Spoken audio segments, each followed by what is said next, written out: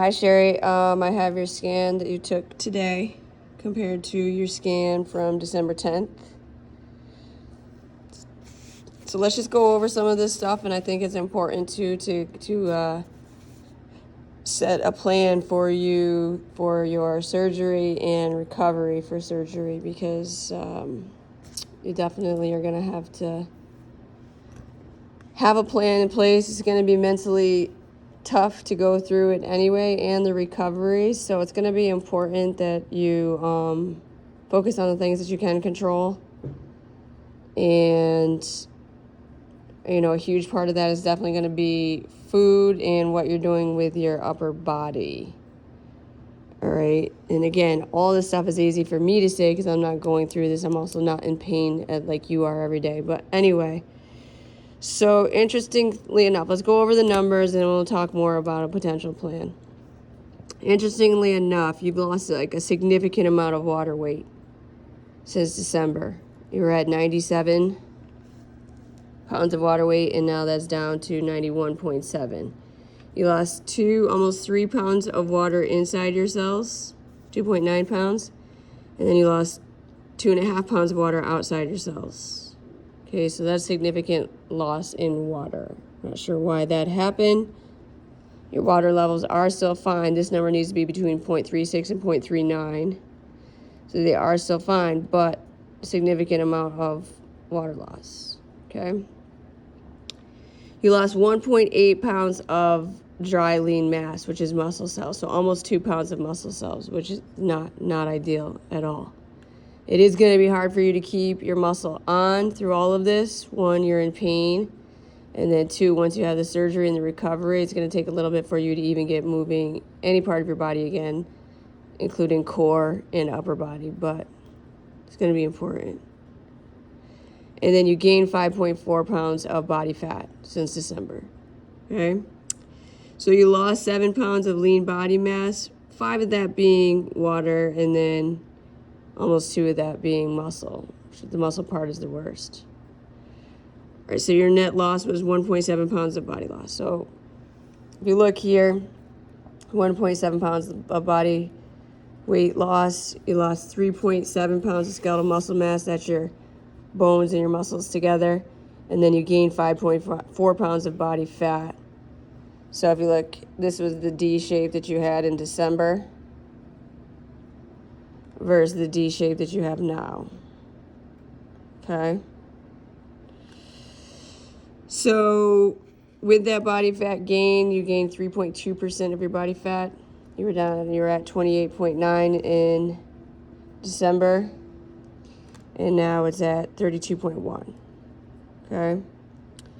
If you look at your muscle loss, I don't know if that number is even accurate. Oddly enough, you lost 10.8% ability to support your body weight with your right arm, which is crazy because you lost about a half a pound. Yeah, I guess that makes sense then.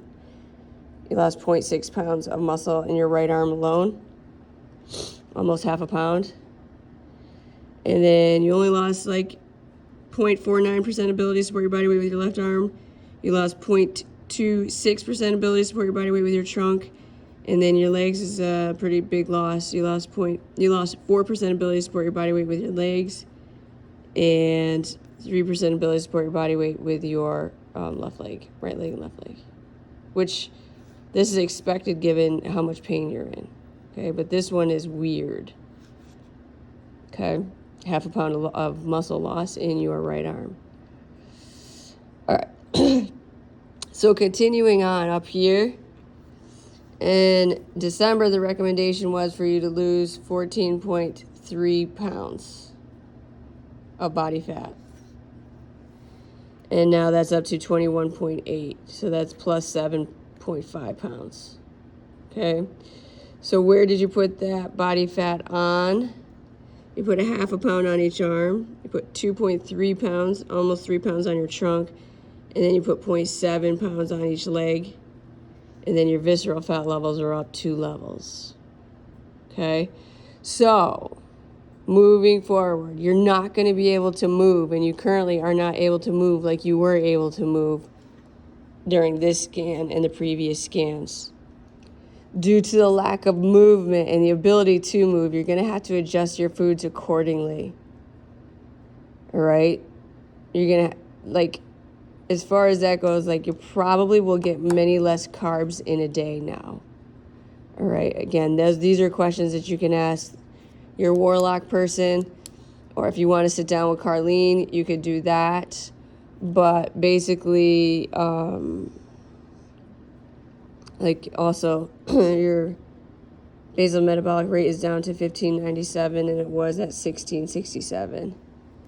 So that's right around the number you're going to want to eat in a day, not too much more than that.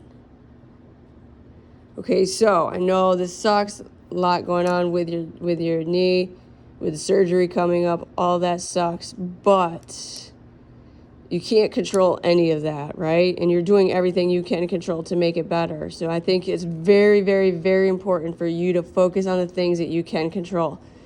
Maybe you need to make a list of those things. What can I control? What can't I control? And then evaluate what you should be putting your energy on. Obviously, not putting your energy on the things that you can't control, right? But putting your energy on the things that you can control, which includes food prep, which includes eating the right amount of foods, and then moving the parts of your body that you can pain-free, which is all core stuff. Like, the more you can work that core, the better, and all upper arm stuff. So, like, core meaning, abs and back. Upper arm stuff meaning shoulders and back and arms. All right, so it's going to be very important. And I know for you mentally, it's going to be important for you to stay in the gym with that stuff. But you're going to probably need like a serious like supplemental program just to stay with it mentally. I mean, it's going to be really hard for you to have to come all the time and modify the classes every single time and ask the coach modifications every single time. So you might want to look into, and we might want to look into, like, during your recovery, private training packages in which you just do that, with the emphasis being on core and upper body and arms, and then obviously whatever we can do cardio with that. Because you're going to need to move for sanity reasons, and you're going to need to move to not continue to lose muscle reasons, and you're going to need to move because there's no way you can't not move. You'll go stir crazy.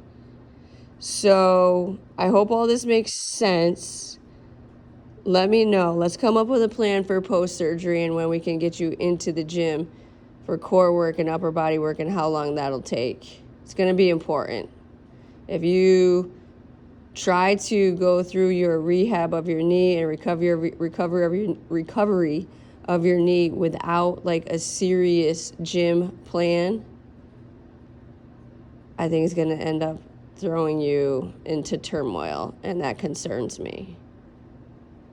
So I'm really glad we're doing this program. I'm really glad I caught this now, and we caught this now, and we see the need for a serious program for you now and post-surgery.